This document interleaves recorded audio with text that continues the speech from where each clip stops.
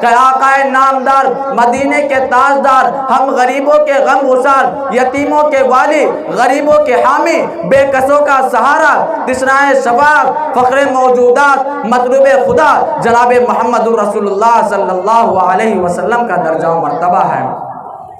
تو آئیے حضرات سامعین، میں نبی کی شایان شان میں نذرانہ عقیدت پیش کرنے کے لیے میں شاعر اسلام تک پہنچنے کی جسارت و ہمت کر رہا ہوں۔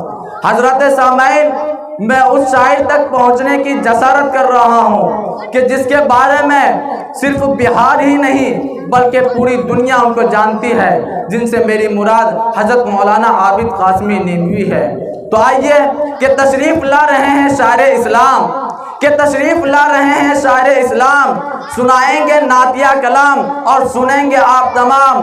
مولانا عابد ہے جن کا نام، وہ نیما ہے ان کا مقام۔ اب تشریف لا کے شاعر اسلام نوازیں گے آپ تمام۔ اب حنظلہ شمس کو کرنے دیجئے کچھ آرام۔ میں حضرت مولانا عابد صاحب کا خیر مقدم ویلکم سواگتم کرتا ہوں اس شعر کے ساتھ کہ اس کے نبی میں جھوم کر نعتیں سنائیے، نعتیں سنائیے، ہم سب کو شراب محبت پلائیے اور اتنا پلائیے کہ بجھ جائے تشنگی، اے بلبل باغ مدینہ تشریف لائیے۔ کما تحب و ترضا عدد ما تحب و ترضا۔ آئیے حضرات، یقیناً آپ لوگ نبی پاک صلی اللہ علیہ وسلم کے عشق میں اس مجلس کے اندر آئے ہیں، تو یقیناً ہم لوگ نبی سے عشق کرنے والے ہیں۔ کتنے لوگ نبی سے عشق کرنے والے؟ تھوڑا سا ہاتھ اٹھا کر دیجئے اور زوردار آواز میں کہیے سبحان اللہ۔ پھلکاری والے سمجھیں کہ شاعر صاحب کچھ پڑھے نہیں اور سبحان اللہ کہنے والے ہیں۔ بہرحال نیکی تو کوئی نہیں کاٹ سکتا ہے۔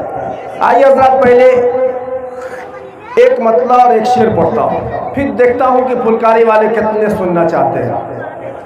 یہ آپ لوگوں کی محبتیں ہیں۔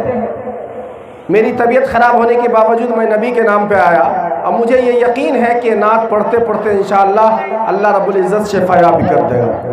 تو آئیے میں ایک مطلع حاضر کرتا ہوں، پھر ایک شعر، پھر انشاءاللہ مکمل کلام حاضر کروں گا، ملاحظہ کریں۔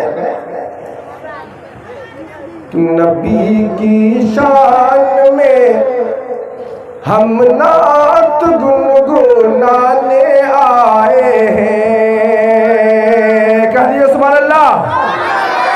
کہ نبی کی شان میں ہم نعت گنگنانے آئے ہیں، نبی کی شان میں ہم نعت گنگنانے آئے ہیں، کہ نبی کی شان میں ہم نعت گنگنانے آئے ہیں، گنگنانے آئے ہیں، مدینے کی ہوا کا لطف ہم اٹھانے آئے ہیں، مدینے کی ہوا کا لطف ہم اٹھانے آئے ہیں۔ آپریٹر صاحب تھوڑا سا مائک میں جان دیجئے، ورنہ معلوم ہوا کہ شاعر صاحب کو پہلے سلا دیں گے۔ تھوڑا سا جان بڑھا دیجئے، اس میں ارتھ لگائیے، ارتھ، آواز بہت کھینچ رہی ہے، ارتھ زمین سے اس کو ارتھ دے دیجئے۔